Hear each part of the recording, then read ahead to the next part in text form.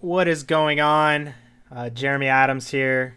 Today's guest is a special one. He's actually a really close friend. We used to live together for a while. We co-founded Unicorn together, which a lot of people don't know. Max and I are the primary owners in this company now.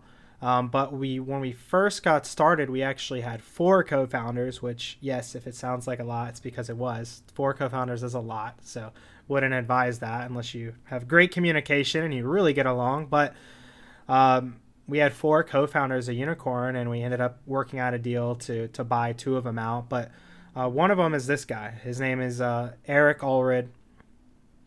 We met about 4 years ago to this day of me recording this podcast, and I've had a lot of ups and downs professionally and personally, a lot of crazy experiences together. We've been to Cuba together. I've been,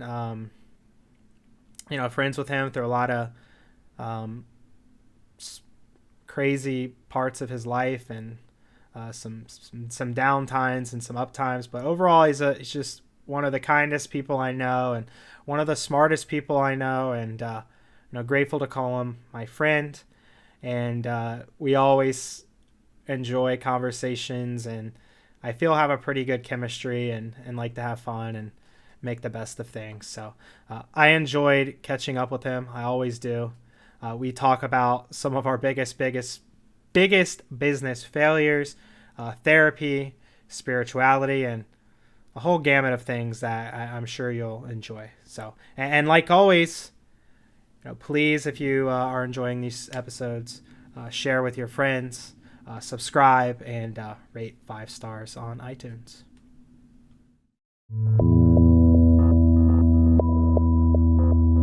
This is Openly Outspoken with Jeremy Adams, where differing opinions are not only accepted, they're encouraged.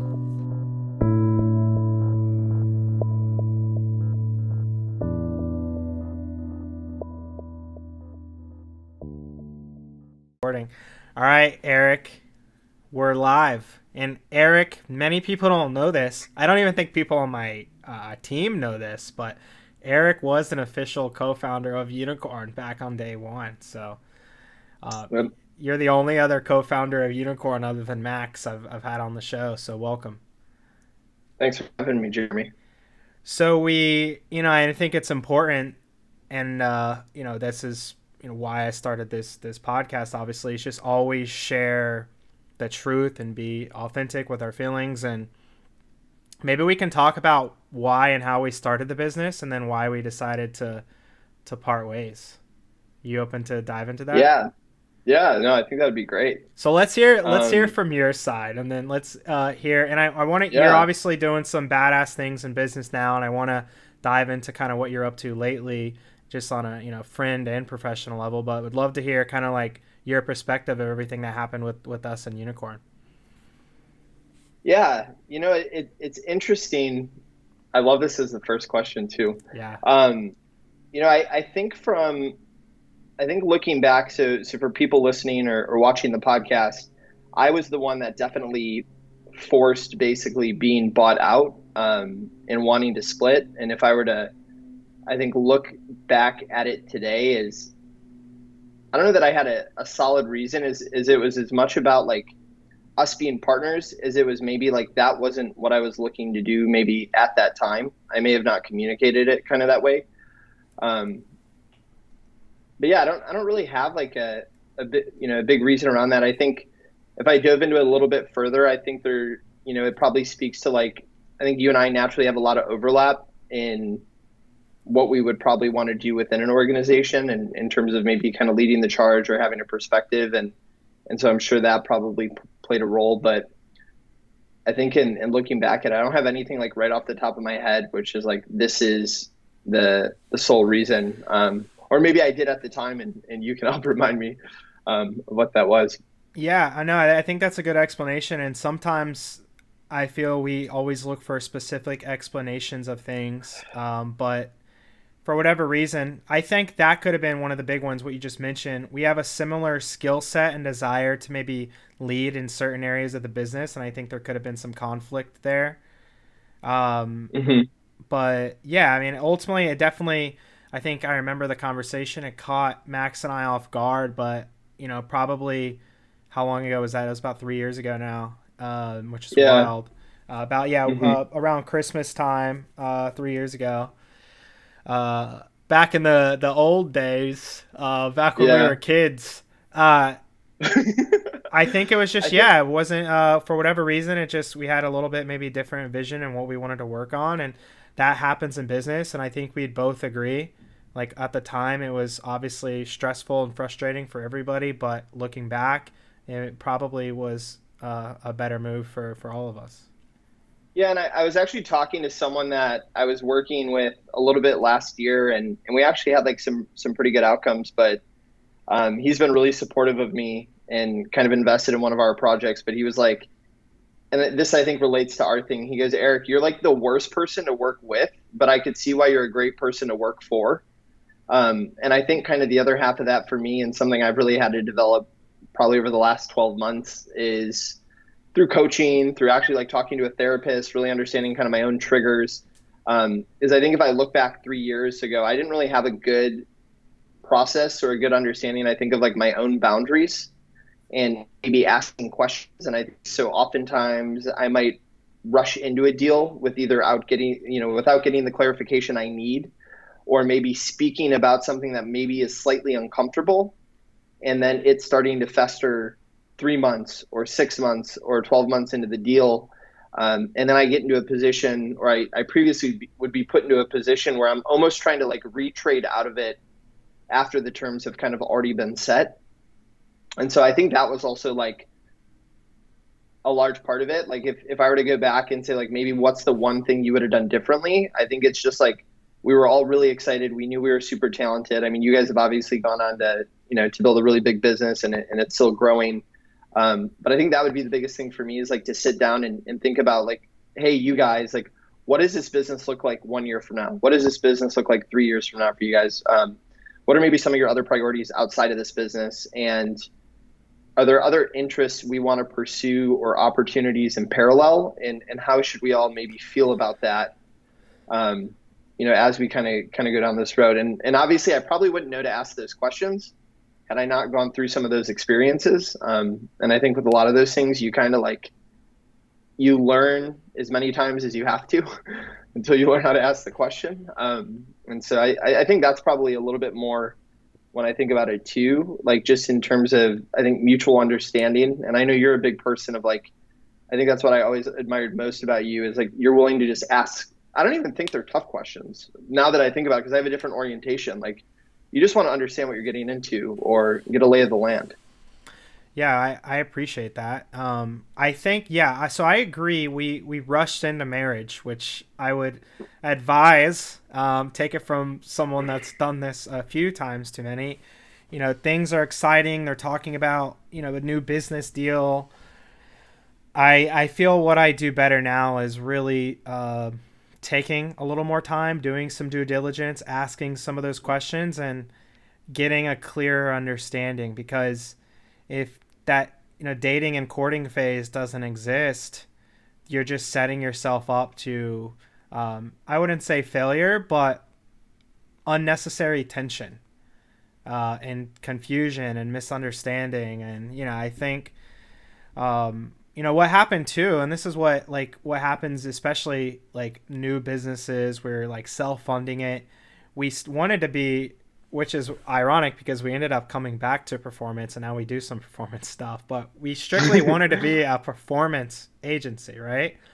And we had some deals, like we were working with a few of the networks, and maybe the deals weren't developing as quickly as we wanted. And so we started doing like some regular client work, as well as like Max had just launched his course. So I don't think that was anyone's fault in particular, but we kind of drifted away from what we initially agreed to as well. And I think, I could see from your end, and not being, as exciting as being performance focused like we initially planned to be. Well, and I think it just comes back to like expectations. I think you go back into that situation as well. And maybe I think it's important, like it's kind of an uncomfortable question to ask, but also ask like, what situation are you in, right? Like, what is kind of your pain tolerance if things go this direction? Um, are we going to have to make any material business decisions that could impact like the long-term growth or strategy of the business? Because you maybe have other kind of short-term needs. And I even think about, and we can kind of unpack it later, like with the fund kind of failing and me having to pick myself back up when we, kind of potentially re-explored a contractor thing, like I didn't make that enough explicitly clear what my like preference for short-term cash was, for instance.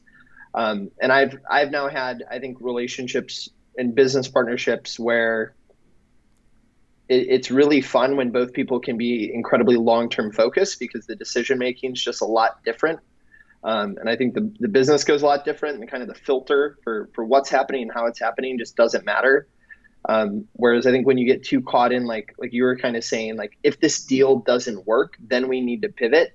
It just creates like a lot of kind of chaos. And I think once again, like I think that's just a lot of things that people kind of run into. Like I'll have people always ask, like, should I start a brand, right? Or should I launch my own company? Let's call it e-commerce. And so I'll usually give them like a crazy number of like, unless you can like lose like $250,000 and you're okay with that, like I probably wouldn't even start thinking about it, because the fact is you probably will lose that between savings and kind of opportunity cost of earnings, and maybe you knock it out of the park. But I think there's a lot of people, and myself included, that would, maybe have like a little to no money or a little bit of credit card debt. And now they've kind of, making it their choice to take a ton of uncertainty and risk. Yeah, for sure. And what you just alluded to, for anybody listening, Eric and I, just right before we started recording, we're like, we should talk about some of our business failures. So we're gonna transition to something more positive, and then maybe like end the conversation with some of the nitty gritty failures, myself included, because I don't even think I've dove into failures myself on any of my episodes. So I think there's some good opportunity to share. So I have one more question for you about our partnership. Then I want to get to some more happy and positive stuff, and see what you're working on as of late in 2021. Yep. But what I asked Kevin Harrington this, actually, and I asked Morgan this, so I'll ask you the same question, and you didn't know I was going to ask you this, so just answer the best that you can. Were there any areas you felt like I could be a better business partner? Yeah, I think there's one specific one that always stuck with me.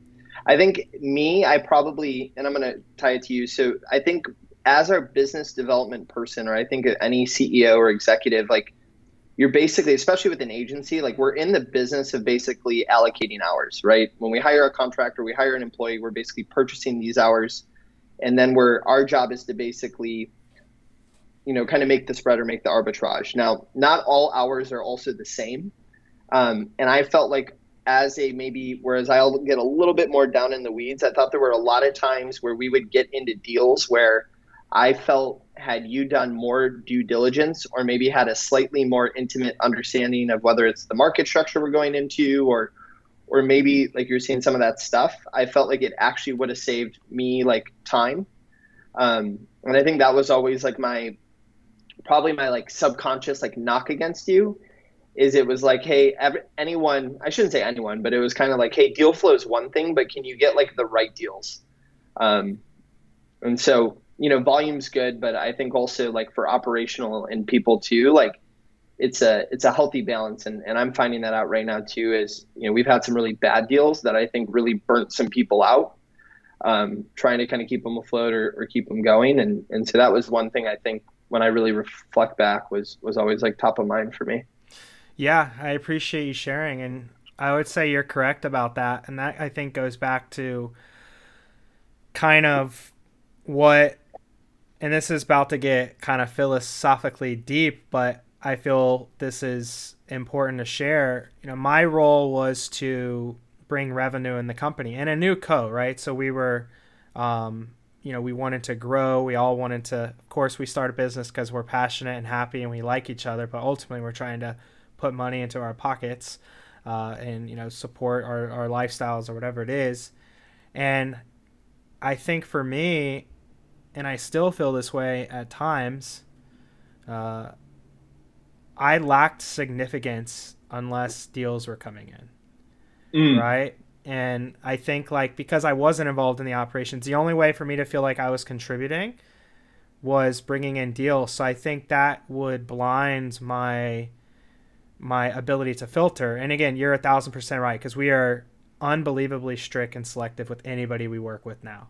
And we had to, obviously have some success and, learn the hard way many, many times before it got to the point now where it's just like, you tell me why we should work with you. It's like this, we flip the script. Like, but back then it's just like, hey, like I want to show my value to you guys. I'm trying to bring in deal flow. And I think it was a way for me to feel significant, although like there were pluses of that. But to your point, I think a major negative was the quality and the filter may have been kind of put as a second focus because of me just trying to feel significant, Yeah, and I think like with that too, to go back to our other conversation about like asking questions, like I think a simple conversation we all have is, hey, what do we prioritize right now? Is it top line or the right deals? And are we okay that if Jeremy has a stricter filter, that we all may make less, right, for the first 3 months? And have we shared with Jeremy so that he knows what an appropriate amount of deals looks like? Like I look back at that now being more experienced, and I'm like, simply setting like expectations for like those three things like probably resolves most of the pain. And granted, we would have to work through it, but you would feel, I think, obviously more okay taking your time, and we would feel like better about the deals. And I actually had one of our advisors just kind of share this with me, because we were we did a bit of a cleanse of the agency. So I had to have some tough conversations, and it was all about expectations though. He goes, the worst situation you can be in is like when someone thinks they're doing a good job, and you don't think they are, and they have no idea. And that just kind of really, I think as I had to go through a lot of those conversations, like they're just so hard, because like I realized I did a really poor job of setting expectations. I probably had done it in my head, and then also letting them know what success does or doesn't look like, or what, right, kind of the expectations are around that. And I think that just ties to like kind of what we were saying, and something that's, recently had to be a theme a little bit. Yeah, absolutely. And I mean, you're giving great examples of why, like, these are the experiences in business you almost just have to go through to know how to do what you just said. Like, there's no college course or MBA or anything that's going to be like, hey, let's make sure you talk about each other's, like, and make sure everybody is feeling properly significant. I mean, like, we just have to learn that through fucking pain and deal with it. So I just want to congratulate us both on we're some developed men. I mean, like, anybody listening to this, like, if you don't have developed men like this in your life, if you're a woman, you need a properly developed man that can have this amount of emotional awareness. I mean, let's give us both a round of applause. Like, this is unbelievable. All right. So anyway, well, let's transition to some happy stuff. I'm assuming it's happy, but what are you up to now? I know you have your business that, when we talk here and there, I know you're working on some exciting stuff. Share a little bit about what you're up to present day. Yep.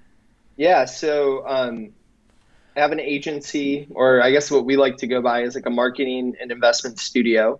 I ultimately am looking to build a holding company. So I'd say over the next 10 years, if we're working on all owned and operated kind of brands and initiatives, that would be ideal. So right now we'll basically engage with clients on either kind of a cost per result basis. So act the part of an affiliate, traditional kind of retainer model with some performance kickers.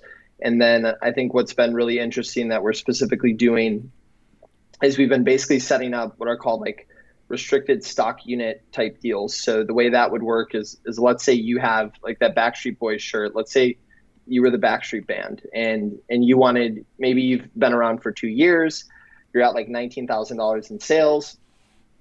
And so what our engagement might look like, hey, Jeremy, I'm going to give you full services for an agency. I'm not going to charge you anything. I'm actually going to also cover all of the media spend. And we're going to agree that if I can hit a top line sales number, then I'm going to earn a fixed percentage of the business. After that, I'm going to help you raise capital.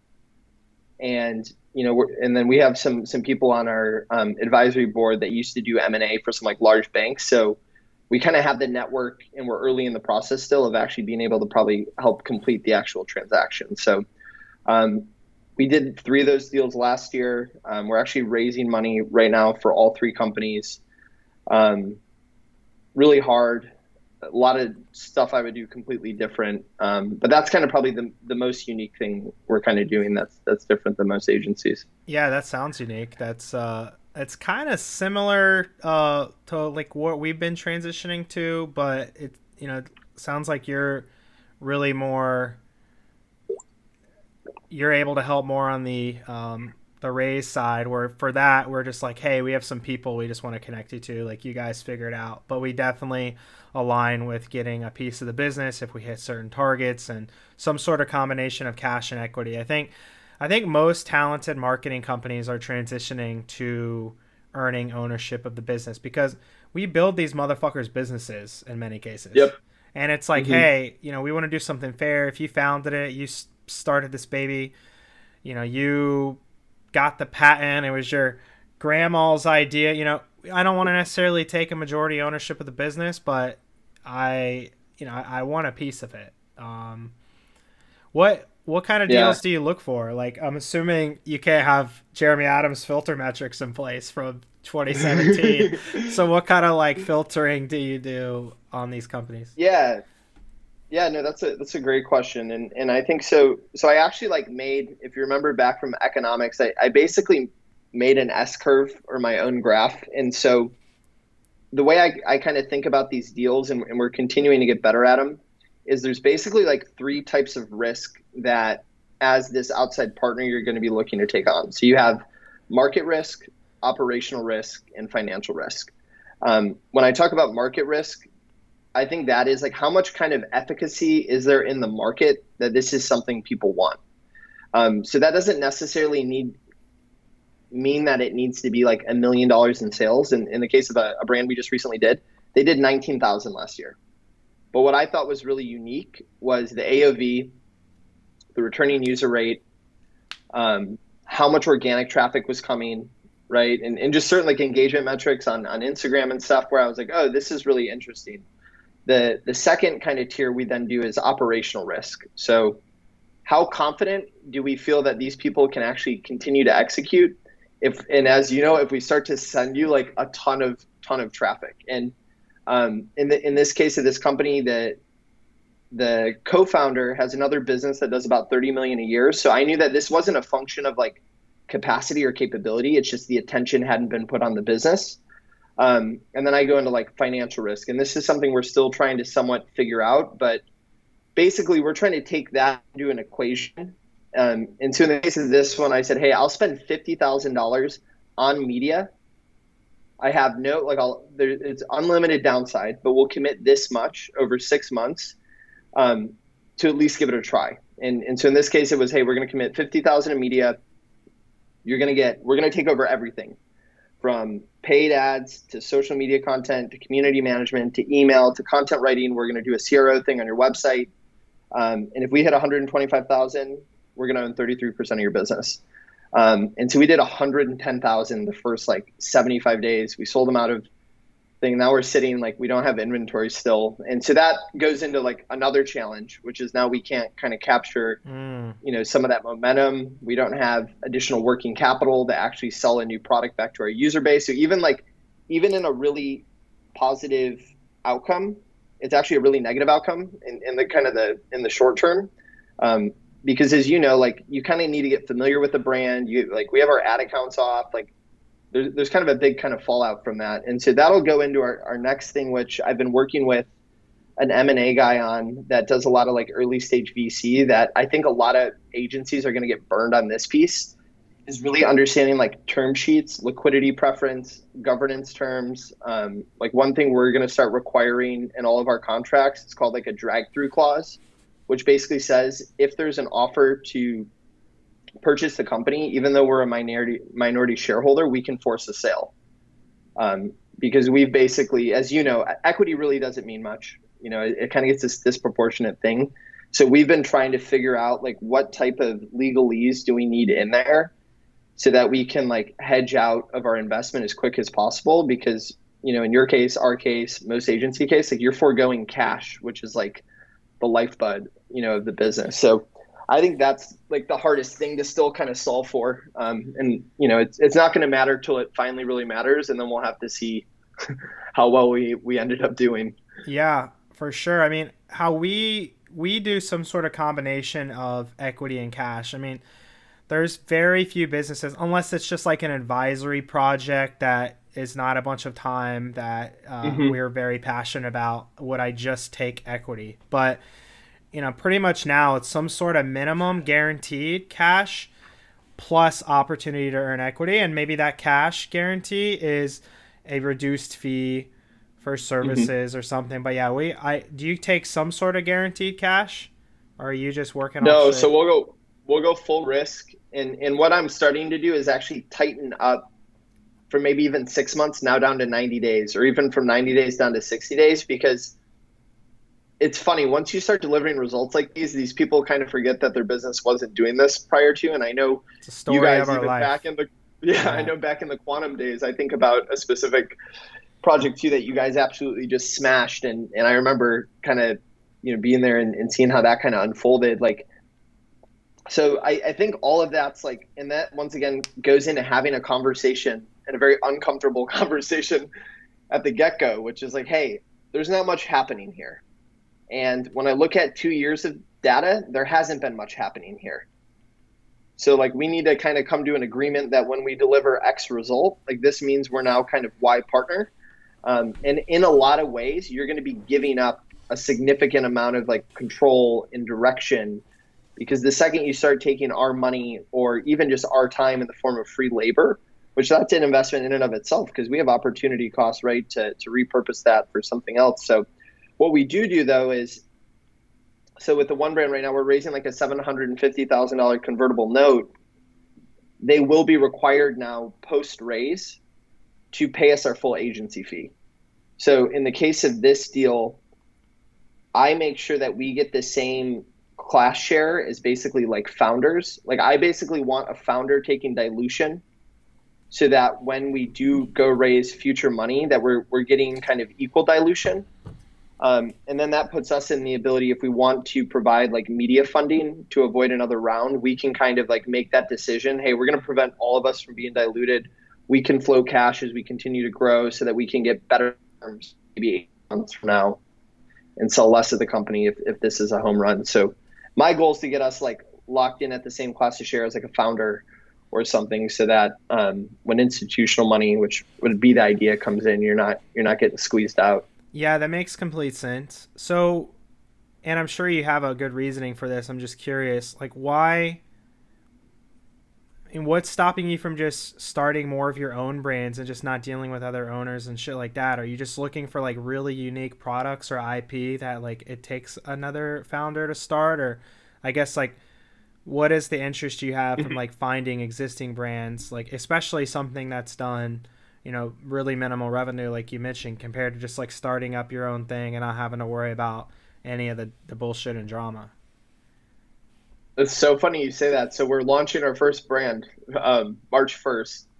And it's one that I actually, I partnered with my girlfriend on, that I've told you about, but we've been doing it like properly. And I think part of me, the kind of bullshit narrative would be that if I can find brands that took a long time to develop or have like some IP, that would be it. But that's not really the case in any of our actual brands. I think it's just like, I've never done it and I'm uncomfortable with it and just very unfamiliar with the process.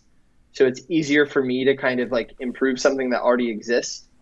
But there's like a couple investor groups I've been talking to that said that like they'll only involve project if our agency actually owns the whole thing, because they want us to be able to have that unilateral control. Yeah. And so it's more so that it's like, hey, it's not that we don't believe in you. Like if you're taking anything less than 51%, it just doesn't make sense. And so that's kind of some of the conversations I've been having from some different people. So I have a couple ideas. Like one thing that we'll probably launch like I don't know, maybe sometime next year, the year after, is I want to set up kind of like a collective for product developers and designers where basically you can take people that maybe don't have the marketing chops, but like I've met this one guy who was from one of our previous clients. Like he comes up with the craziest ideas for products.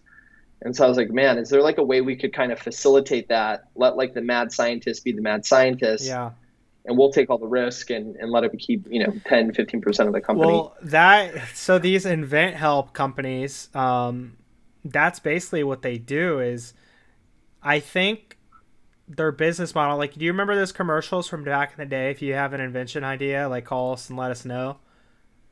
No, You don't remember those? Like Kevin works is like on the board of one or something. So essentially they run commercials and like there's multiple of them, and they essentially get a lot of junk, right? Most ideas are fucking trash, but there's like the 1 in 1,000, and they'll just work some deal that to the person sounds like a life-changing deal, but to them it's like an unbelievable sweetheart deal. Like anybody, they're probably like, hey, don't, have an attorney review this. It's like, we're going to pay you, 10,000 cash, and then you're going to earn a fraction of a percent of a royalty up to $1 million in revenue, or just, some garbage deal. And a penny. Yeah. And then it's like your royalties cut off and then you're just screwed. Or, I don't know if exactly the deal, but they make a real company friendly deal, and they just have all these people that, typically have zero business savvy. That's why they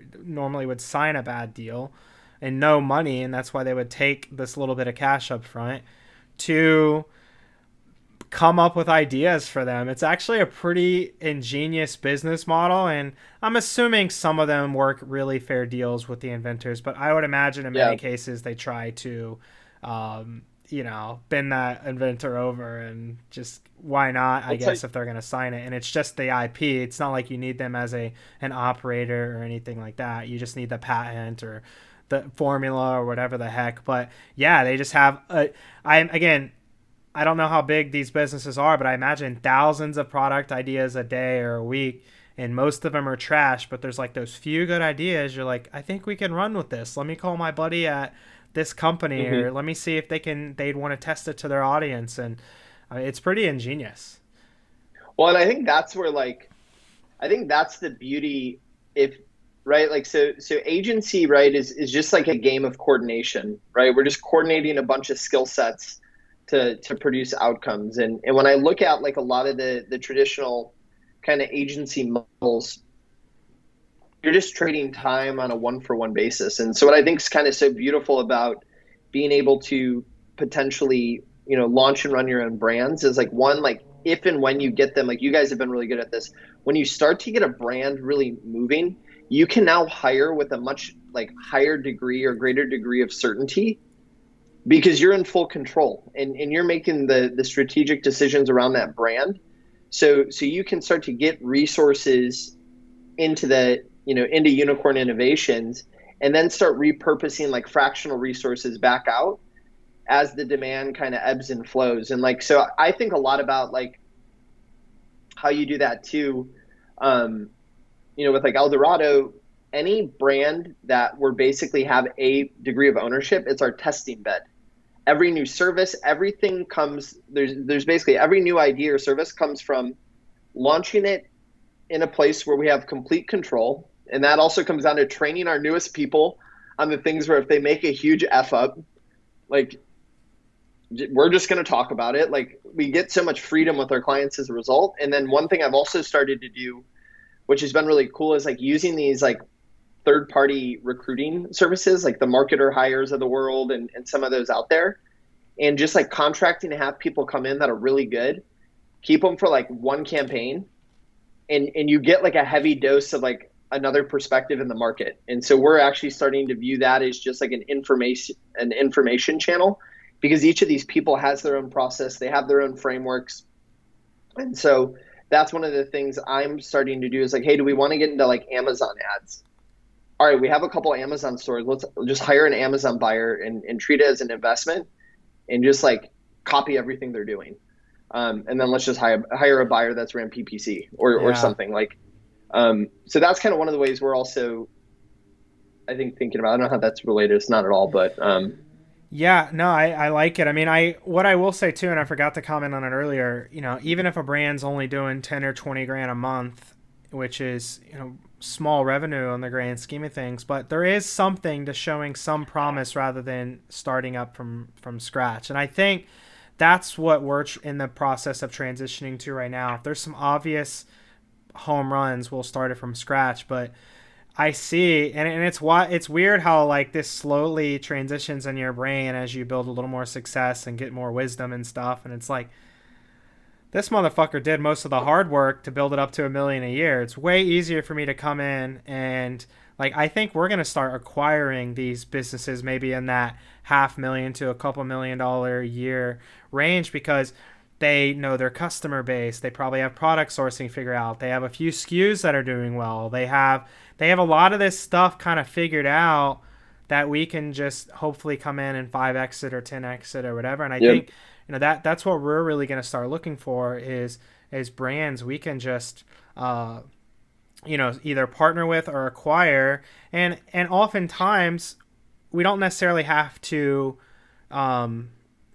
pour out a lot of cash to acquire the brands. It could be little or no cash. Like maybe it's a little bit of cash to get them excited, but I mean, I think there's opportunities where we've been talking with brand owners. It's like, hey, you've kind of capped out for whatever reason. Maybe you're just not passionate. Maybe you just don't know e-com. Maybe you are working a full-time job.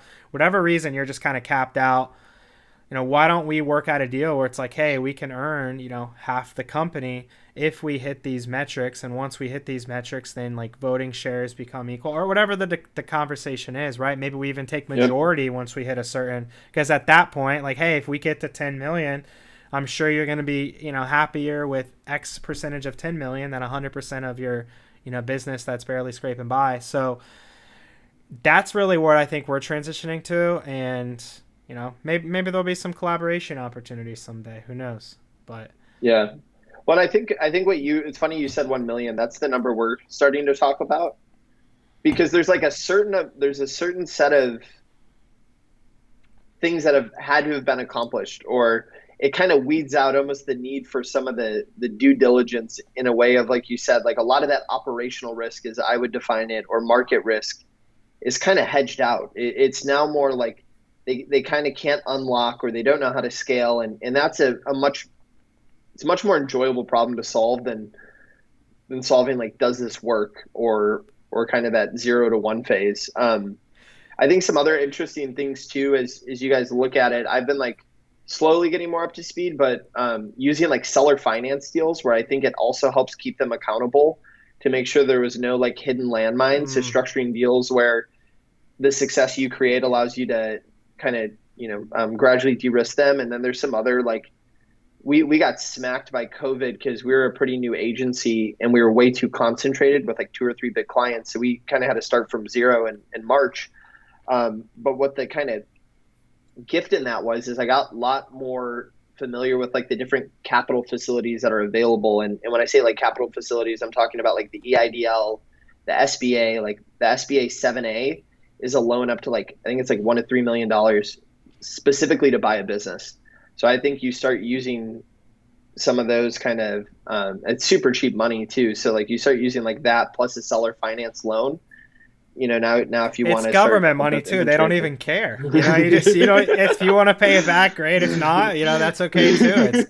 It's government money. So like, I don't know if anybody's checked lately, but the government seems to just be fine spending whatever is needed. So, yeah, no, for sure. So, no, well, happy for you, man. It sounds like you have a lot of exciting stuff, and it also sounds like life and business is just a never-ending learning process. I used to think like I can't wait till I have it all figured out, and then it's just like, Jesus Christ, this is like, these learning experiences ever stop? Like it's like every day. Like it definitely, things move a little slower and things become clearer. So it's not as chaotic as it was when I was 10 years ago when I was 20, but there's still times when I'm like, Jesus Christ, like this is a new thing. I thought I experienced everything and now this is happening. Like it's wild, dude. It just keeps coming, but now we just know to expect it at least. So I'll give you a funny moment of that and totally just shut up myself right here. So this is like the first year we've ever started to have like real employees. Like I've obviously worked with contractors in the past, and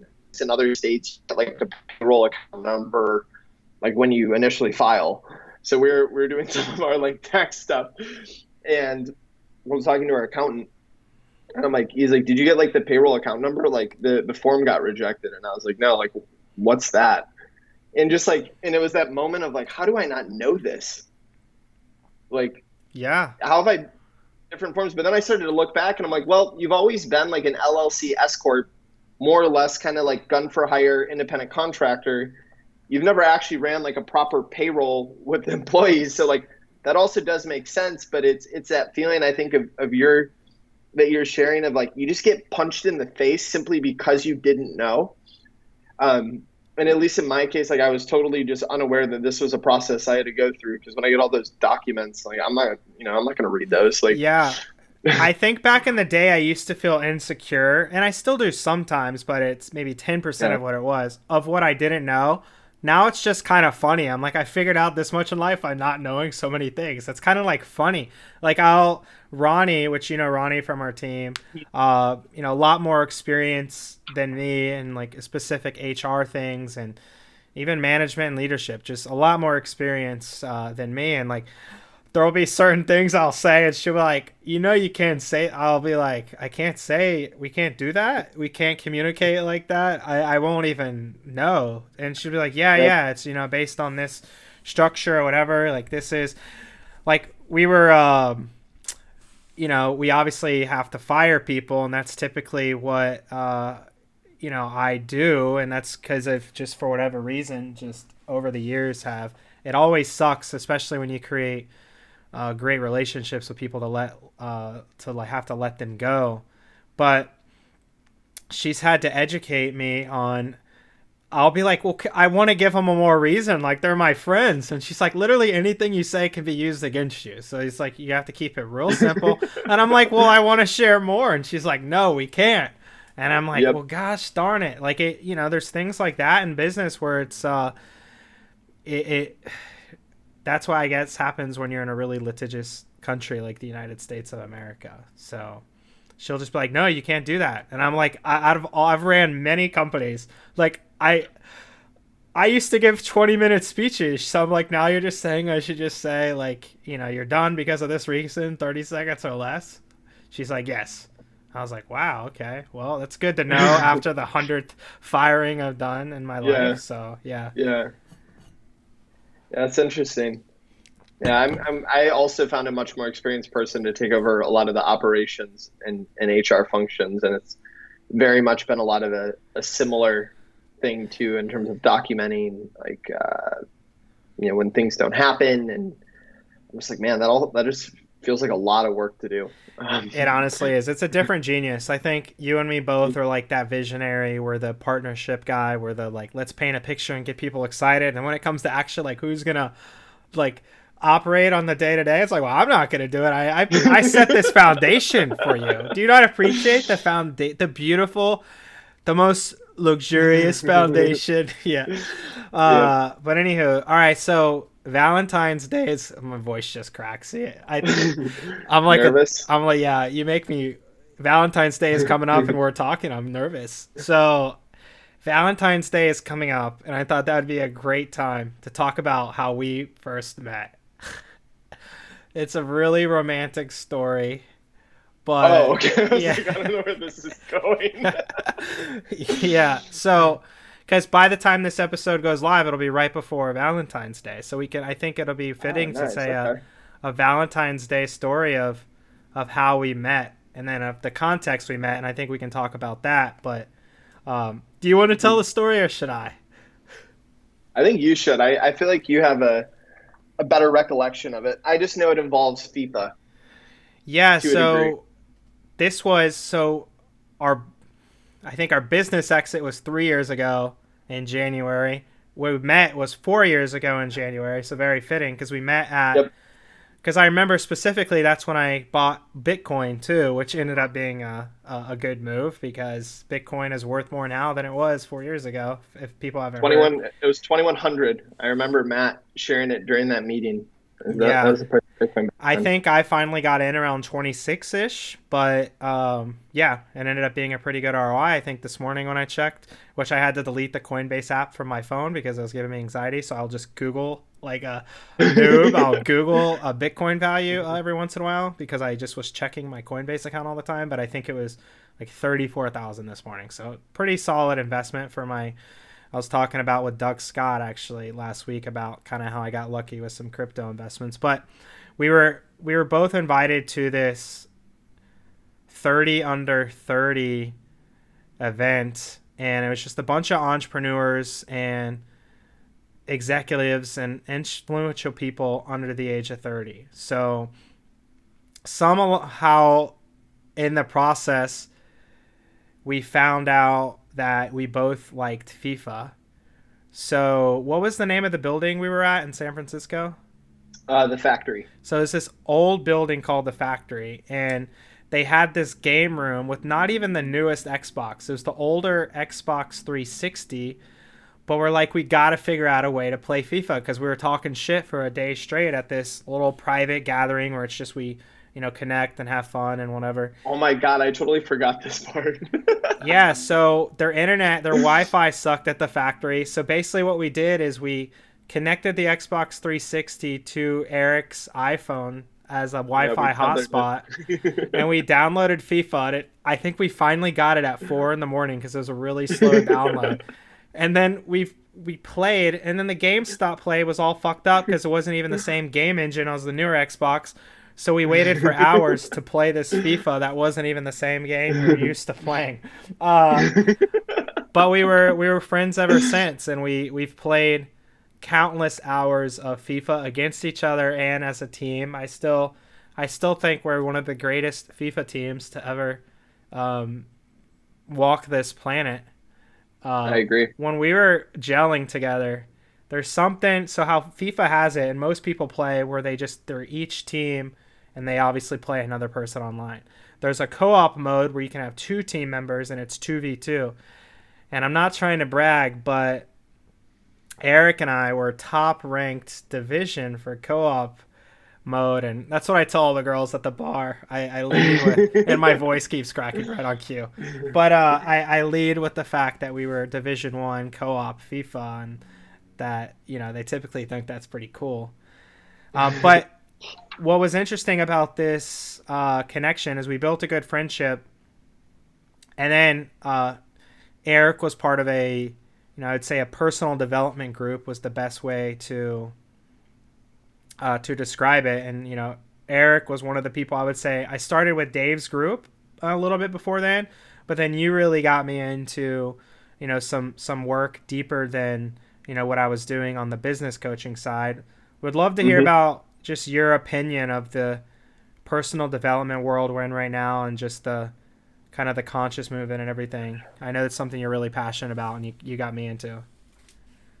Yeah, and I want to also clarify, I think one of the greatest things about playing FIFA is it's, you and I would always kind of joke about it, is like we would talk so much about work. It was actually like such a great brainstorming activity to do simultaneously, that I felt like we actually built quite a bit of rapport and became friends because of that. Like when I was living in LA and you were living in St. Pete, and then we also lived together for like 6 months to a year.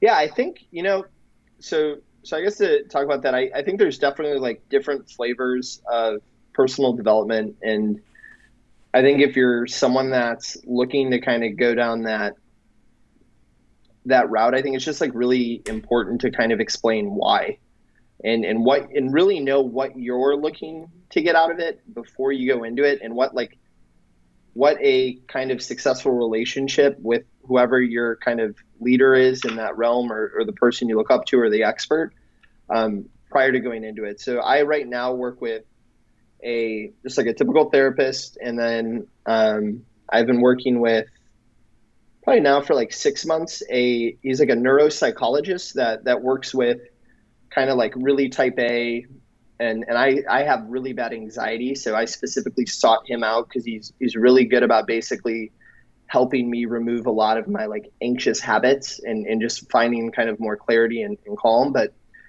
I found through that process for me, and maybe it's because I've done some of the other work, I really like going towards a little less of the spiritual side, and I think a lot more of like the science side. And so for my own kind of learning and understanding is like, I think it was good that I had the opportunity to do a lot of that work, because I think when you really just, whether you call it stillness or meditation or whatever it is, I think just giving your kind of time to like unplug from the matrix for all intensive purposes, I think there's like time for like awareness to come in. And I think that's really what it just comes down to is like, do you have awareness? And I think that was a period where I was able to kind of cultivate a lot of awareness very quickly. And then I think what I really benefited from working with Dr. Snyder's his name and Dr. Hirsch is kind of like, what are the actual tools now specifically for me and kind of my situation? And so a lot of stuff that I've learned from them specifically around like mental health and not really understand that I was pretty much clinically depressed for a couple of years because my mom had passed away, and you obviously know that whole story. But like there's a lot of stuff that I learned specifically working with, I would call like trained professionals from like the medical field, that I think were able to give me a lot that I maybe didn't get in my first round of like personal development. And so if I were to like take a step back 4 years, or if I was a new person engaging today, is I think it's just really important to kind of understand where you're at and understand that this is not a one-to-many. I think it is something that should very much be a one-to-one or one-to-few. Because I just don't think like, depending on some of that stuff, you can really do that at scale and truly take into consideration like every person's unique, perspective or little nuances, they may need. Yeah, I agree. I mean, what would you say to somebody, because some people say it to my face, but I would imagine there's more people that think this. We're both, again, we're very developed conscious men. I mean, like, everybody listening should just be, give yourself a round of applause for just staying with two developed conscious men like this that have put in a lot of work on themselves. What would you say to the person that looks at going to these personal development retreats and the work on themselves, like that thinks that that's weird or that doesn't understand that sort of thing? Yeah, I would start with saying it's definitely weird, because it's not normalized at all through kind of society. And I think let's call it the longer I've been around, as the older I get, you kind of see, I think more so like, oh, it's just dressed a different way, right? Or it has lipstick on over here, but it's, what are we ultimately setting to achieve? And I think that's what I really learned from going to a therapist and working with this, neuropsychologist or whatever he is. Like, I'm like, oh, this is kind of the same thing. It's just a new approach. And this is an approach that's much more tangible for me, that I feel like I can really get results from. I think for anyone that has resistance to it, because that's ultimately what the kind of like, oh, why would I do that? Or this is like, I think the only invitation, if you feel the need to do it, is to be curious why you feel that way. And it's likely, if I had to guess, because I have typically these feelings when it's something I'm like unfamiliar with. And especially, I think another great example, I live with my girlfriend and she's Korean. So she actually has like a really strong culture from her background. And that's not something that I'm familiar with. Like, I don't pull from like a background of culture or lineage. Like, I just don't. But it's been interesting to see how much that's kind of shaped her perspective. And as a result, she has a strong belief about how certain things should be around the house. Or, a simple one is like, you would never wear your shoes on in the home. It's considered incredibly disrespectful. You would never, if someone's sitting down and they have their legs out, you would never step over their legs, because it shows that you're not present and you're not like taking into consideration. So once again, there's like different little things that are kind of the same. But I think it's, anytime I don't agree with it is because it's probably something I just wasn't aware of, and I'm triggered because I've been doing something. I'll actually use a perfect example. This is kind of embarrassing. I never knew that you were supposed to brush your teeth before you ate cereal in the morning. So I've been doing this for 32 years. I would eat cereal right when I wake up, then I would brush my teeth because then I would go to school. And her and I probably like 2 weeks ago, she's like, no, that's like disgusting. You're supposed to do this. And like, I actually have a cavity I need to go get filled. So now in my head, I'm like, wait, did I like, and I like definitely got triggered, and it turned into way bigger of an argument than it should have for something as stupid as that. But I think in reflecting on it, I'm like, what about it actually made me upset? And I think the frustration came from, there is this piece of knowledge that I do not have, that I haven't had, and I've operated differently because of that. And now that I'm aware of it, I actually do agree with it, but I need to like confirm what I've already done, because it takes a lot. So I think that's like a microcosm of what personal development is for a lot of people. It's a lot of those little moments, probably, but much deeper and much more significant. Yeah, no, that's a good explanation. And just to be clear on this teeth brushing thing, you eat and then brush your teeth, right? That's what I always did. You eat and then brush your teeth before you go out the door. I guess it's the other way around. According to who? Well, I started to read a couple articles then, and I was like, I was just so frazzled. Why? What are the benefits of? I feel like you would want to leave the house with a clean mouth. Why would you? I always brush the teeth. That's what I always thought. And then like some days I would have boiled eggs in the morning, and eggs make your breath stink. So I'm like, why would I ever eat after I brush my teeth? But what is her reasoning for brushing her teeth first? This is interesting. Well, hers was how she was raised, but the first like 10 Google searches that I looked at seemed to support her thing. But now that I think about it, I wonder if I would have put in a different search string, if I wouldn't have gotten different results. This is my mind's blown. This isn't how I was expecting my mind to be blown on this call, but or conversation. But yeah, I mean, I never considered. So normally my teeth is the last thing I mess with before I leave, so my mouth is fresh. Even though I fast now, I don't even eat breakfast, so I guess I can just do it anytime in the morning I want. But what would you say? It's a similar question to what I just asked. I'm just curious, like somebody, and I know a lot of people, like what benefit would I get of doing this thing? Like why would I want to see a therapist? Like I'm healthy and fine. Why would I want to do that? What would you say to somebody that thinks that way? I mean, I guess that one way is like, just like your mind is a muscle, like, right. Like, and I'm very cognitive. So for me, having a place to go and kind of just like understand my own experience, or have someone reflect back, like how I kind of oriented towards things. So for instance, like I love and it used to be every week, but every 2 weeks I get to sit down and I get to like the things that are probably making me the most upset are likely the things that I don't actually know how to resolve or kind of come to conclusion on.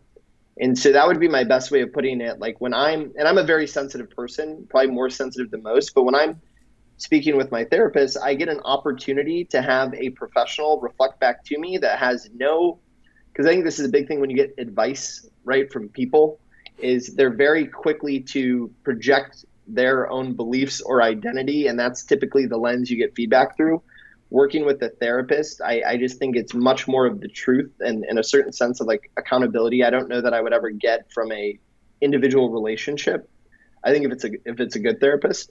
And so that's it for me, is like much maybe in the way that you go to the gym, right? Or you're kind of training a muscle, like you're basically giving yourself a scheduled time to kind of like maybe metabolize certain experiences or emotions that you didn't quite, know what to do with, that week. Because a lot of times, a lot of our, and I've learned this through working with her, like a lot of our triggers or a lot of our experiences, it's because you basically went through the same thing probably like 20, 30 years ago, and you had no clue how to deal with it, but you've basically been hardwired to like react that way. And that's been a big theme I've been trying to grow through, is like, am I responding or am I reacting?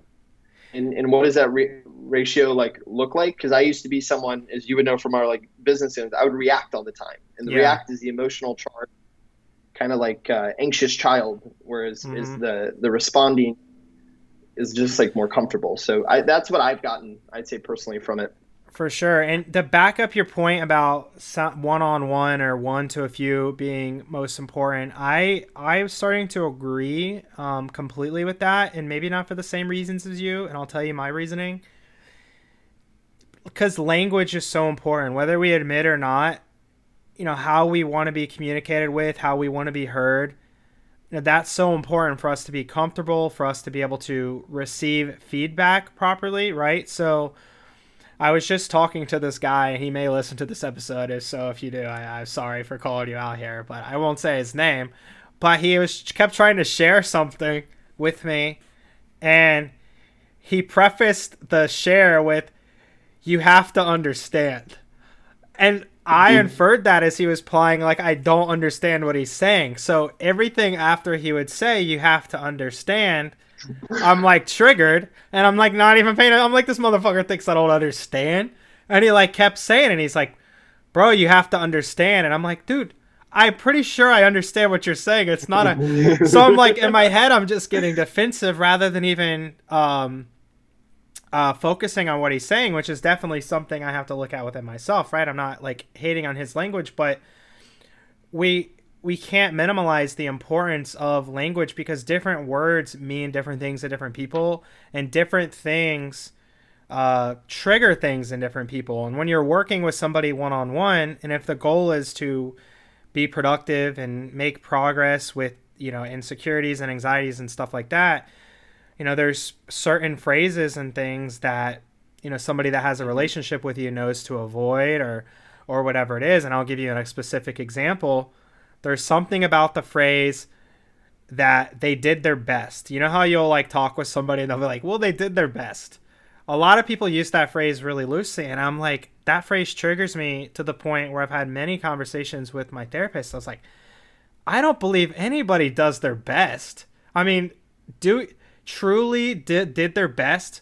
Like, did they work hard and give it a lot and give it a lot of effort? Absolutely. Their best, though, they didn't take one night off. They didn't literally say, hey, I'm going to sleep in this morning and get some rest. Like, so there's just... Reread that as they could have been more invested, but they weren't. And that, again, you've been to Comic Club with Dave LaRue. Like, we start off almost every session, and he will write down a word, and he'll be like, everybody write down the 5 words that first come to mind that associate with this word. And there's typically minimal overlap. People will write down 5 little words. Sometimes 1 or 2 will overlap between a few members, but language is just so important. And having that personal relationship with somebody, I think they can be more familiar with language that you prefer, because that ultimately, if the goal is to make progress and see areas of weakness and see blind spots, how it's communicated is crucial. And I think like the relationship that I've built with my therapist and people I've had one-on-one, they've learned my like preferences and my ego and my insecurities that come up with language. That's a whole different discussion, but you can't tackle both of those at the same time. It's like, but anyway, I just wanted to share. No, I think that's exactly right. And the thing I'd add to it is like, I think context matters. Like, why does a Tony Robbins massive conference impact a lot of people? Like, you're in the context of like a business breakthrough. Like, if you're dealing with some like deep rooted childhood trauma, that's not like, that should probably be more one-to-one, because there's just a higher degree of support and normalization that I think also kind of comes on the other side of that. And I think it was funny you've used the term understand, because one of my things my therapist always says is like, you don't have to understand your partner, but you have to accept them. She's like, because at the end of the day, you're probably not always going to understand them. And granted, this is a different context. Like, that sounds like a sales thing where someone's like, they want to sell you something, you're not interested, so they're assuming you don't understand, when maybe it's just they're just trying to get their point across. And rather than, again, and I'm not perfect at this, but the better route would be to like maybe navigate, like, is there anything that like I'm unclear on, or is there any way I could explain better, or is there any uncertainties or confusions you have, rather than like telling me like, and then my ego is flaring. I'm like, motherfucker, what do you mean I don't understand? I understand. Like, so it's just And then you're off too, right? Like the whole languages. rest of the thing. It's hard, even with all. It's hard not to react to that stuff, and then in the moment, rather than paying attention to what he was saying per se, like I was loosely at a high level, but I wasn't being completely present with him because my mind was drifting. Then I'm like battling myself. I'm like, why is my ego reacting to this? So I'm focused more on like the battle in my head and why I'm reacting to language. And then I wasn't even giving him full presence. And again, it's just the importance of like you work with a direct professional. They can get a feel of the best way to communicate with you and have those tough conversations. Because if you're trying to get something tough across, but then you're triggering things, triggering them with comments and sayings and ways of wording things, it's not going to be as effective as if, it's like, hey, I should maybe word it this way because this is, how Jeremy specifically likes to be approached for maybe not so like comfortable things to talk about, Yeah. Well, and I think like I have a couple other things to kind of add to that. Two recent experiences that I think are kind of just different permutations of the same thing. Like we have this copywriter that's been working on we have a new website coming out. Like she's done this like brilliant job, right? She lives in let's call it like, we're not getting charged New York and LA top copywriter prices, but we're definitely getting like same quality. And so even in the written word, not even spoken, like yesterday in Slack, I messaged our person that does recruiting and one of our content strategists. And, I wrote like, yo, she's only this much. Like, this is such a crazy deal. Like, let's see how many hours we can like, get her for moving forward. And then I like looked at it and I'm like, yo, this looks like the most like marginalizing text. Like even if it's in a business context, and then I like quickly, I wrote, guys, hey, I apologize. We are getting incredible like deliverables at this rate.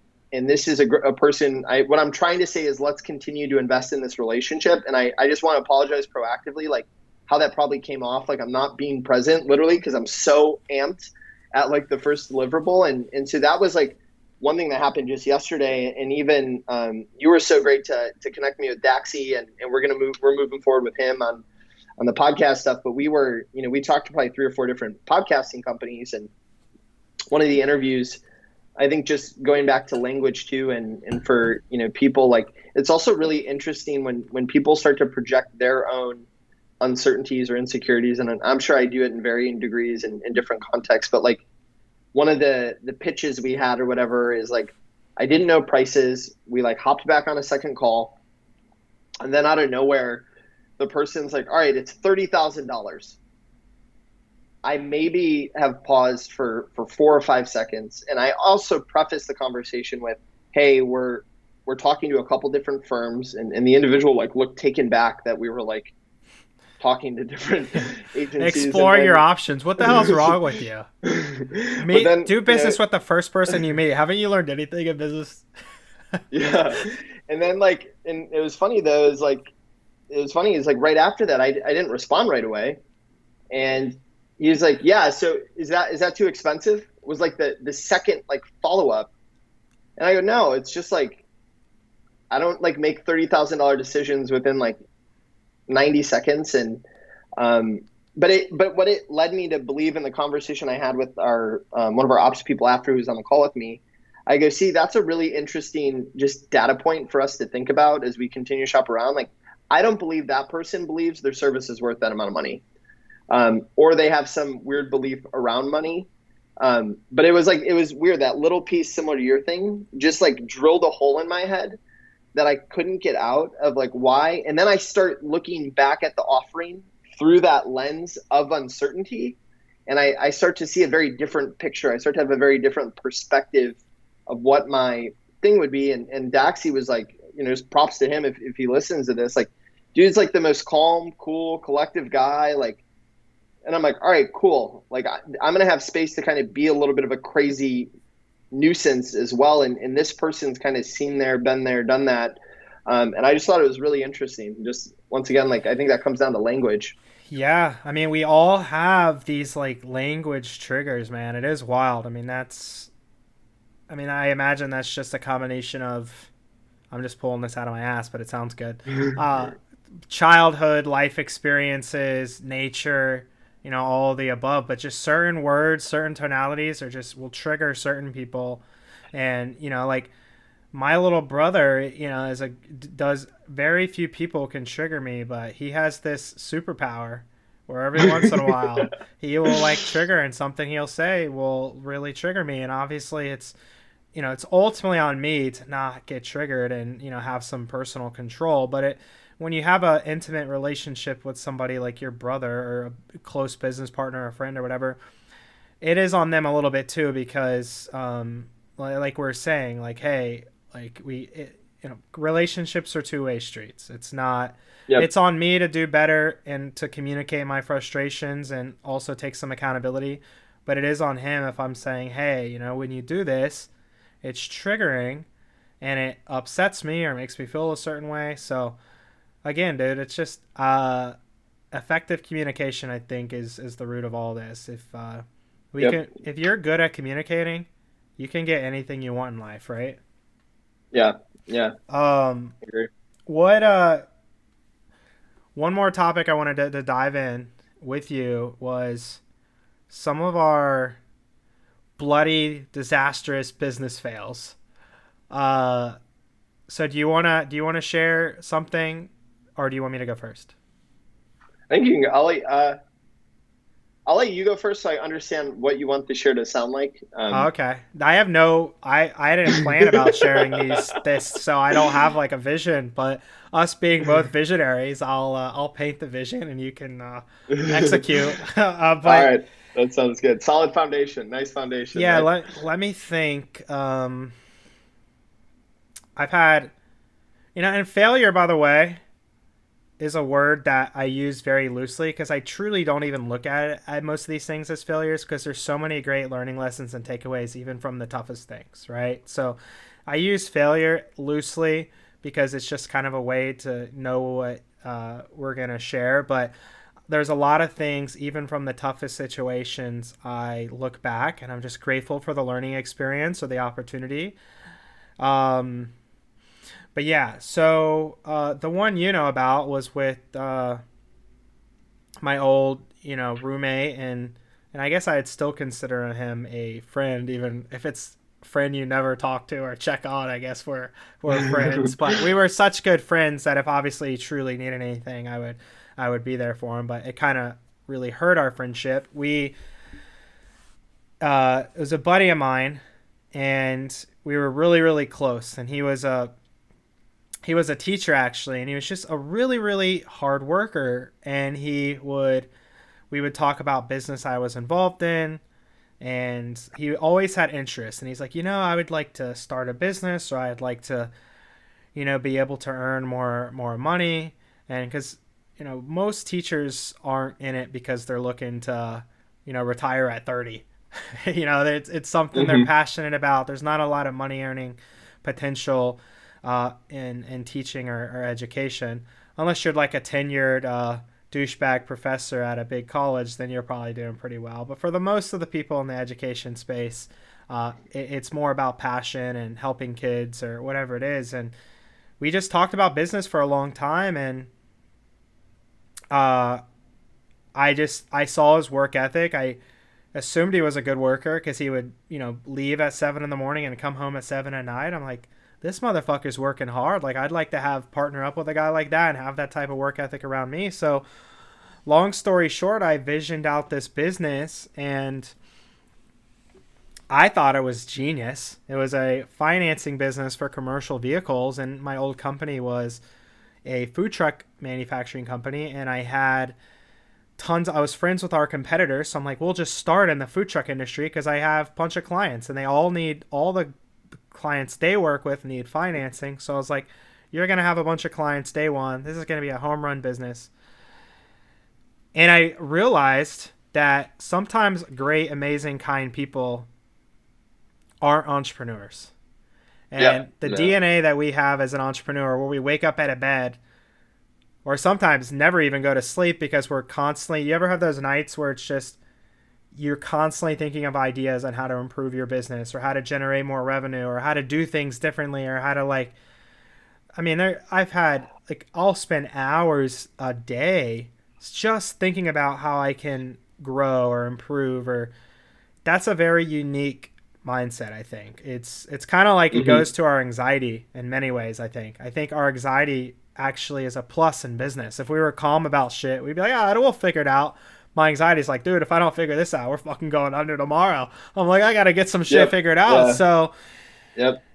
I set this foundation, and I was not intending to operate a business on a day-to-day. In my head, I'm just like, hey, I'm going to set up all these clients and leads, and my friend's going to run with it, and we're going to both make great money, and we're going to live happily ever after. And it didn't go like that at all. You know, he needed maybe a little bit more guidance and, for lack of a better term, hand-holding, and that's not really what I was willing and open to give at that time, because I had other commitments, and the business started wasn't doing as well as it could have, because there wasn't that leadership on a day-to-day, and he wasn't that person. I think looking back, he was a great person if I would have had really clear systems outlined, and this is your tasks you have to do every day, and you can't leave the desk until you complete A, B, C, and D. Yep. But we never had that, and I just thought at the time, just everybody thinks the way I do, and everybody is just constantly focused on growth, and they don't go to bed until this is fixed, and the business just really didn't do anything. It really put a strain on him financially. It basically ruined our friendship. It created other drama within my like food truck business, because they're like, you're double dipping and blah, blah, blah. I'm like, well, I'm providing another service to our business. And looking back at it, I probably could have got their blessing before starting it. That's the learning lesson there. So the bigger loss was just losing a close friend and stressing him out financially, which, whether the business, if it succeeded or failed, didn't really affect me anywhere close to the level he did. And I maybe didn't have as much empathy for his situation as I could have either. So I don't know. That's just one example. I mean, I have a handful of businesses, but that one you're familiar with. So the business ended up just dissolving, and I lost basically a best friend. And we had a lot of drama and stress, and I mean, it ended up being a very stressful situation. So that's my share, Eric. I hope that painted the vision for you. I'm ready. No, that's great. Well, I think too, with like that, it's funny with you sharing that and what we talked about at the beginning, right? Is like, once again, like having expectations. What is your pain threshold? Like, some of those things probably iron it out, but, and I mean this in a respectful way. I think it's just like, what you needed was an employee. And an employee needs a job description, and they need to know the tasks, the duties, and the responsibilities. And I was actually listening to the D2C podcast by like Eric Dick and those guys from Pilot House, and they were actually talking this morning about like the difference between entrepreneurs and employees is just like, do you look at chaos as opportunity? Or we could kind of substitute the word like lack of definition or uncertainty. Is it a chance to kind of play outside the framework, or do you kind of need the framework to do that? And I think that, once again, like, I love the unknown, similar to you, but I don't think it's for everyone. So yeah, I think, I think one thing that's been particularly, kind of painful for me, to the degree I can kind of share is, so as you know, I started a crypto fund probably 2.5 years ago. It was kind of long only. We were thesis driven. And so the particular run up that's been just excruciatingly like painful right now of this run up was, it was something that ultimately wasn't successful. We ended up returning the capital we could to investors. I can't really say much more than that. But like looking back through the pandemic and understanding that I'd have like 100x more money had I just never actually even did it. And so I've actually, like, that experience personally for me has turned, I think, been quite a gift, in terms of like, what can I actually glean from this? And so I think one of the things with just business in general too, is just like understanding timing. Had we started 6 months before, had we started 18 months after, without doing anything different, just from a timing perspective, infinitely different results. The picks were good. And I think also, like, it's funny today, I find myself, now that we do have an investing component, but I'm back doing what I probably am best at, or the intersection of like what I'm probably best at in terms of giving it to the market and can do it every day. But had I just stayed with you guys, I think like sometimes like with Unicorn or that, like I also took like this 4-year detour, that I'm kind of building from scratch. And so I think with that one, just in particular, I think it just like really taught me the moving slower, really understanding why I'm getting into the business. And I think the other thing specifically with that is like, I was spending so much of my own money to fund employees because I wanted to protect AUM that I put myself in a terrible personal financial position.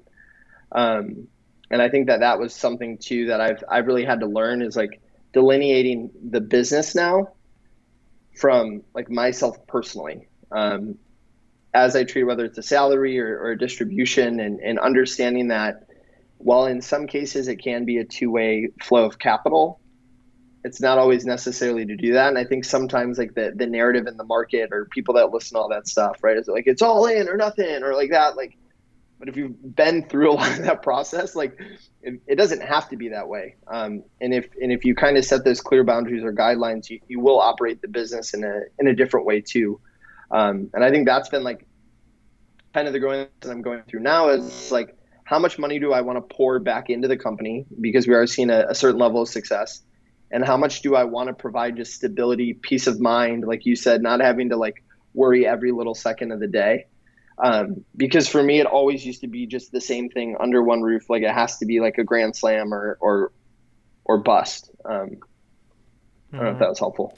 Yeah, no, I appreciate you sharing. You mentioned a 4-year detour. Is there anything, if you could go back 4 years, and would you change anything that you did? And part 2, would you give yourself 4 years ago any advice?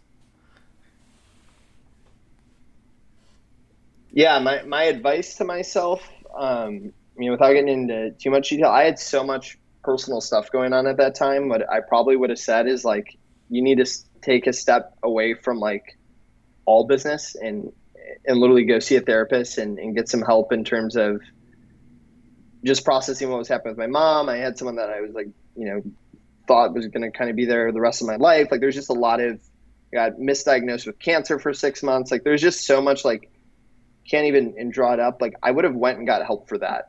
Had I known that, because I felt like a lot of the next 4 years was kind of driven by that pain and not wanting to deal with it. And I think anytime you have anything traumatic or anything happen in your life, like if you're not aware of it, it can disproportionately kind of start to filter and drive your actions.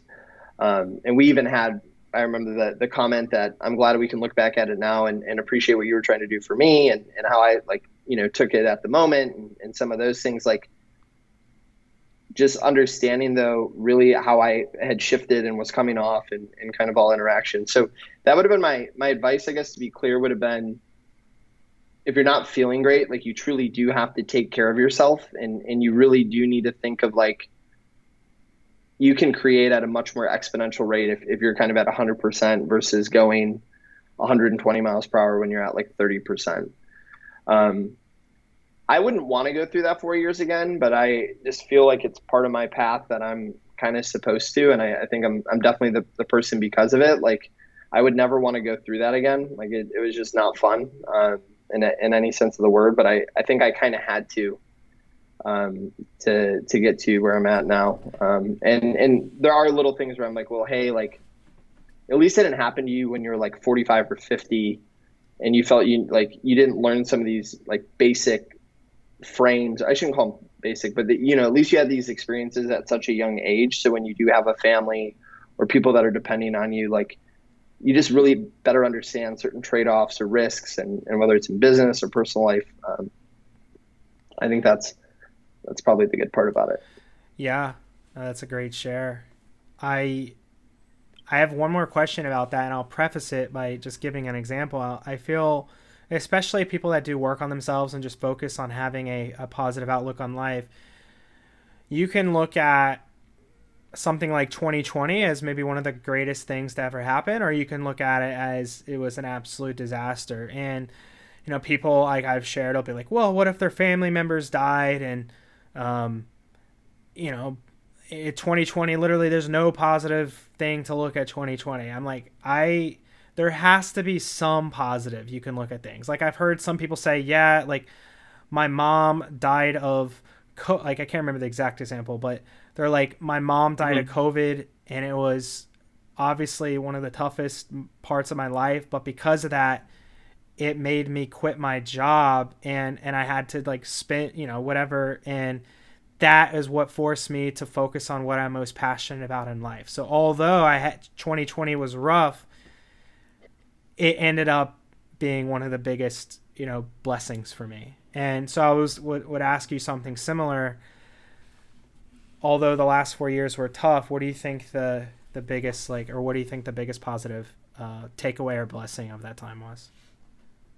Yeah, I actually think it was kind of like the catalyst, or it was kind of, I think that the fever pitch inflection point for me was COVID. Because I think for myself, personally, only speaking from my experience, not being able to go to bars, not being able to go out to certain parties, like I don't literally don't drink anymore. I think I'll have like a glass of wine here and there. Like I feel like I actually net have a way better foundation and like have just a way better set of like base habits, because for myself, I was forced to do those things to just maintain any kind of feeling of feeling good. Like, California specifically, as you've probably seen, like we've been just straight locked down. Like I still haven't been out to eat. I think we're going to finally go this weekend, but in the past 6 months or whatever it was, so my only thing is I have to get up and do these things at this time, or I'm just going to feel like absolute garbage. And that was a big thing, I think, for me of I think when you go through depression or any of that stuff, the one thing that actually I think breaks people or I think really sets them back is they lose the ability to trust themselves, because they don't have the energy, right? You're kind of like goal setting from when you used to be healthy, but that's not who you are in the moment. And so it's just this constant thing of and I went through it too. I would commit to something I couldn't, I would commit to something I couldn't, I would commit to something I couldn't follow through. And so then your word just doesn't mean anything. And if you don't really trust what you can commit to, right, and that's your foundation, it just amplifies through everything in your life. So I actually think the gift from COVID for me was having to have that commitment to literally just be able to kind of live day in and day out. My anxiety at certain points started to get so bad. So if I wasn't meditating, journaling, working out, eating healthy, I got very aware of foods that would give me inflammation, just stuff I would have never focused on because things would have been happening kind of too quick. So I think that was the big thing for me. And with us going basically to zero and losing money a couple months right out of March, my initial thing was to go back into victim mode. Why me? I just built this, business and all this, and now it's getting taken away from me. Everything. But I think it was finally are you truly ready to commit to something for the next 10 years? And if you're ready to commit for the next 10 years, and this isn't, a short-term opportunity, which may have been, I think at times the lens I was operating through, that to me felt like the big shift. And then just everything, I think when you're just operating more long-term, you operate with a lot more certainty. Yeah. And when you can operate with a lot more certainty, I think you can respond more and not react, right? Because you're not in this little micro interaction. And so I think that was the big kind of takeaway of the 4 years trying to get healthy, and have it kind of be all catalyzed, I think, by the coronavirus. Yeah. Being indoors. Absolutely. That makes complete sense. Well, appreciate that. And I have one final, and maybe the most important question of the entire conversation, but as a random tidbit of knowledge I just thought was relevant. Maybe it's really stupid, but hell, it's I'm gonna share it anyway. What the hell? It's 2021. You talked about the vision and like seeing the future. I don't know if you remember. I think you may have. Did you ever read *Sapiens*? I like downloaded it and I never started it, but I think it's in my audio Well, library. highly recommend. So we are Homo sapiens. Like there's some strands of like Neanderthal and us are at some level, but there used to be many, many human species. Just like there's multiple kinds of dogs, right? There's only one human species left, Homo sapiens, and that's because Homo sapiens killed all the other human species. But the thing that Homo sapiens specifically had, per the book *Sapiens*, and per the evidence they have, was we could see the future. Like we could, different than any other human species and obviously any other animal, we could understand, hey, like you do A, B, and C, and this is going to be your reward at the end. And if you can't paint think about, nothing would exist in this planet if there wasn't some understanding that the future was going to be better than the present moment. Like there's no way in hell someone would like build that skyscraper if like they didn't know that money was going to get deposited in their bank next Friday, or loan this money if, hey, 10 years from now I'm going to see a return on this. So it is just wild to think about, like having a vision and understanding that the reward may be years down the road, maybe not even your lifetime, maybe your kids, maybe it's somebody like Elon Musk is doing something for future generations of humans, right? Like that's unique to Homo sapiens. No, not only do no other human species have that, or had that, they're all gone now, so it doesn't matter. We killed those motherfuckers. They're done. Yeah. We're the only people. So that's exercising your Homo sapien muscle to just be like, hey, I'm going to be stable and rational, because in 10 years from now, it's going to be worth it. Anyway, I just wanted to share. No, I think that's great. I think like something to round that out with, like, I think a lot of that comes from, for me too, just because it's coming up for me, is like, and if I don't know if there's a lot of entrepreneurs that listen to your podcast or people starting businesses, like I think the other thing I really had to go through, which forced me to in that 4-year time frame, is I had to get away from like money or things being a like proxy for my worth. And my girlfriend, who I live with now, when we started dating, like I was living out of an Airbnb because it was the only thing I could afford to get me back to where I kind of wanted to live.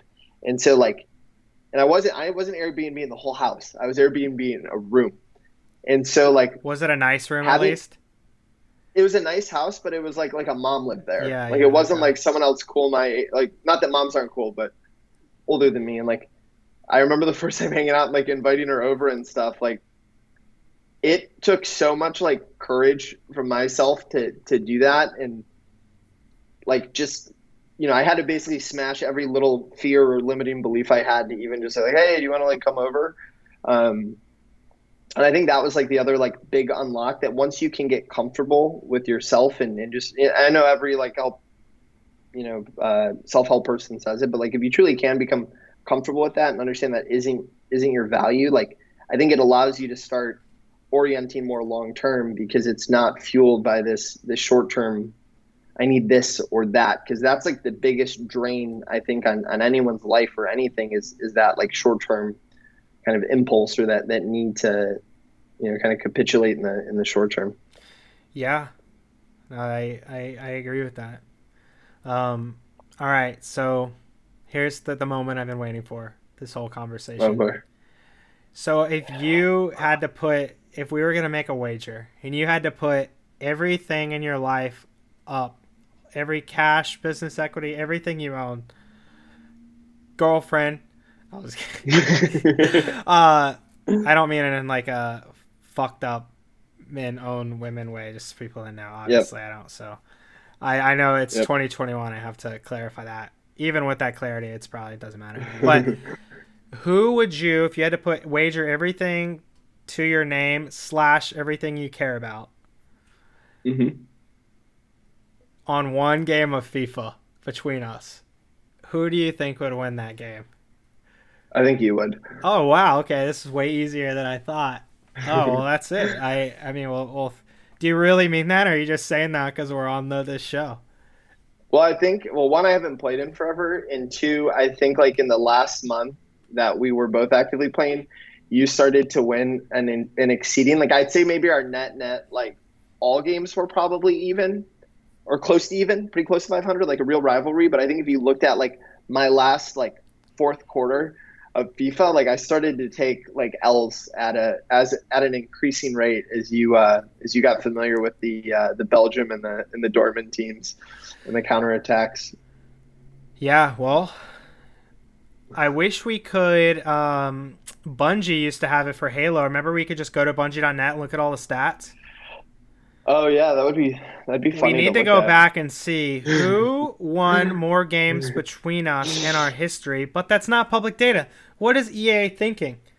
I was talking with LaShawn, one of my buddies. We had the episode about racism a few episodes back, and I told him that there's an EA Sports guy that lives in my building, and every time I see him, I'm like, this little piece of crap.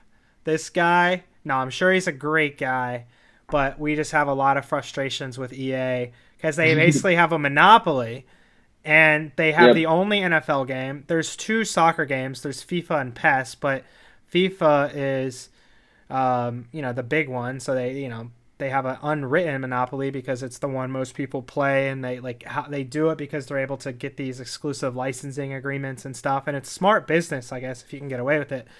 But because of that, when you're the only game in town, you don't have as much motivation for innovation and improving things, i.e. why communism never works, right? You have to have that, free market component.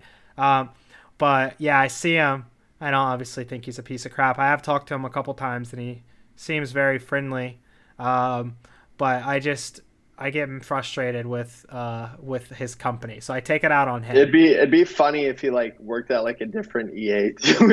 No, I asked him. I was specifically because he was wearing an EA shirt, so I'm like, maybe he's just an EA fan. But I asked him, I'm like, hey, so do you? Because the EA corporate, like one of the big EA offices is in Maitland. It's like 15 minutes from the Skyrise I live in. So I was like, hey, do you work with EA? And he's like, yeah. And I was like, what like department do you work on?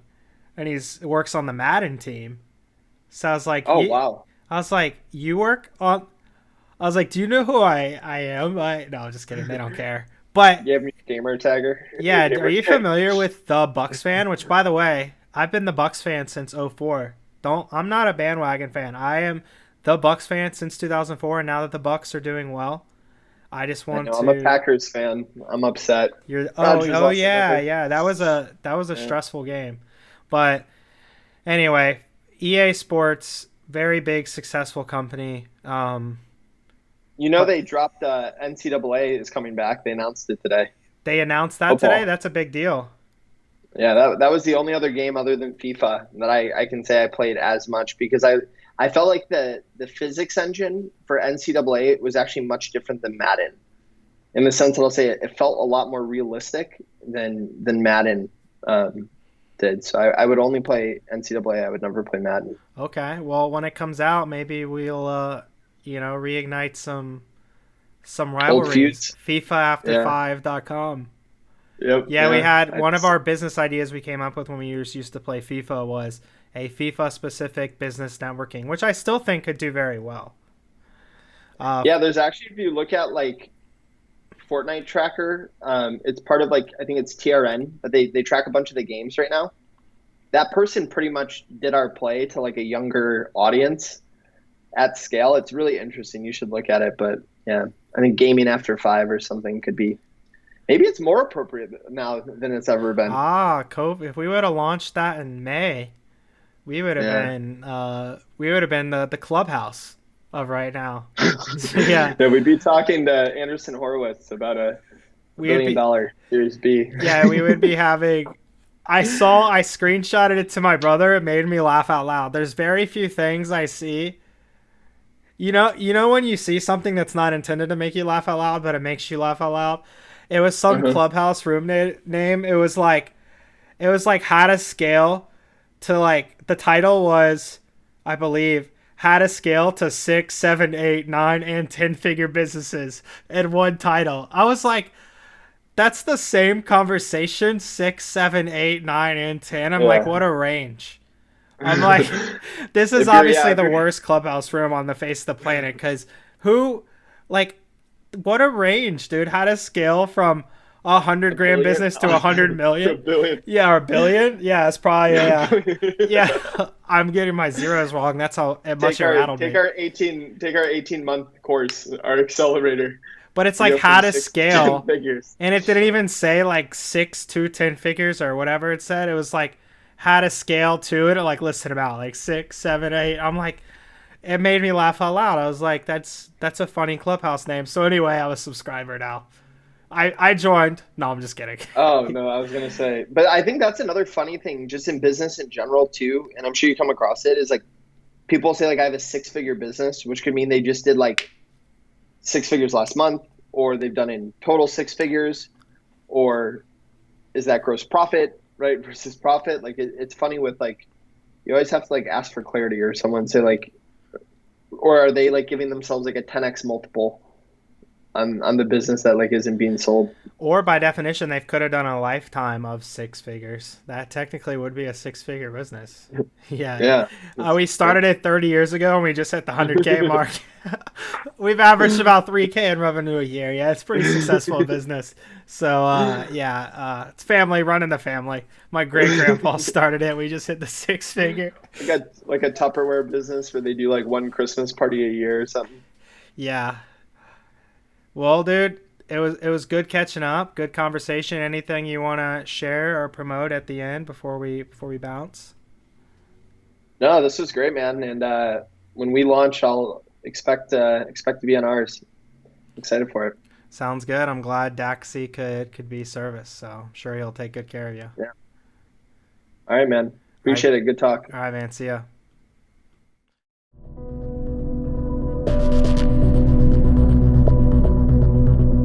Thank you for listening to Openly Outspoken with Jeremy Adams. If you haven't already, make sure you subscribe to the show on your favorite podcast player so you get updated when new episodes are live. If you enjoyed this episode, the best way to support is to leave a 5-star review and share the podcast with people in your life that you feel would benefit from these types of discussions. Visit openlyoutspoken.com for additional details on the show. Find out how to connect with Jeremy on social media and learn more information about Jeremy's personal and business life. We'll see you next time.